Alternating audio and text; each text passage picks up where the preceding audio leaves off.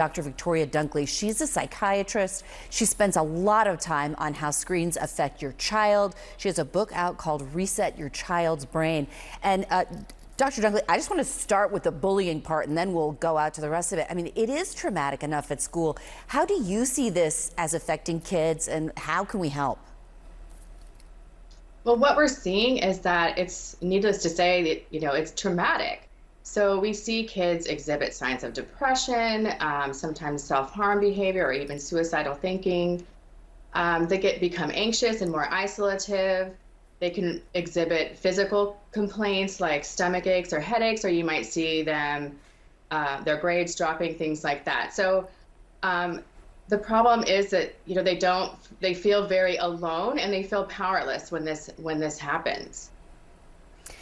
I also notice my kids, when they get into a bad mood, they want to go on social media because they think that'll it's escapism, but then maybe it's making it worse. Exactly. I think that's kind of the go-to reaction that kids have right now. And it's become kind of a vicious cycle that parents are kind of clueless about what's going on. Kids feel like their parents don't understand. But really, it goes back to the parent-child relationship that needs to be worked on.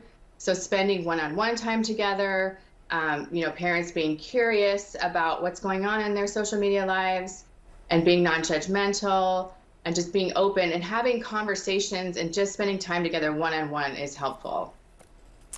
I almost want to, I noticed that there's all this history about how when cars came out, parents freaked out. When telephones came out, parents freaked out and said this was ruining children. So some people think this is overblown, but screens are really taking up so many of our waking hours. So I guess what I want to ask is about that parent-child relationship. I mean, what do I say to my kids when I say, hey, 2 hours is enough or 1 hour is enough? When they say, why? Why? Right. I think, well, it starts with the parent really has to educate themselves on the brain science aspects to see. So I really focus on how screen time triggers fight or flight and the stress response. And that raises stress hormones. It desynchronizes the body clock. It triggers the reward pathway. So dopamine becomes desensitized and things aren't as exciting anymore.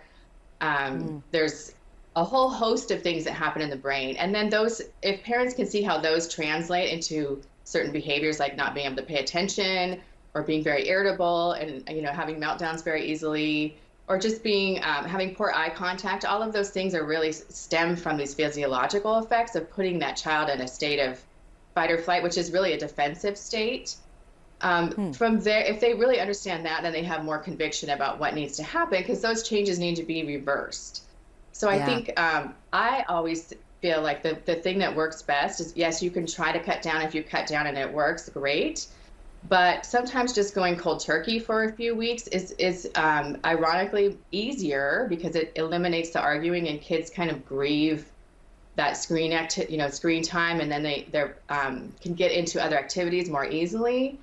And then also it allows all these systems to kind of reset, resynchronize. It allows for deep sleep, all of those things. And then once the child is kind of reset, then the conversation can be had about limits. It's easier to have those conversations about limit when you've kind of interrupted those addictive pathways and they're doing other things and they're spending their time in other ways.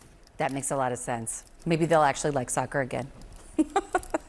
Exactly. It does. You really do see them kind of opening up their world again. And that's one of the signs I always look out for is, are they not interested in things anymore that they used to be, or they're, non-screen related. All right, Dr. Dunkley, thank you so much. Robin. Thank you.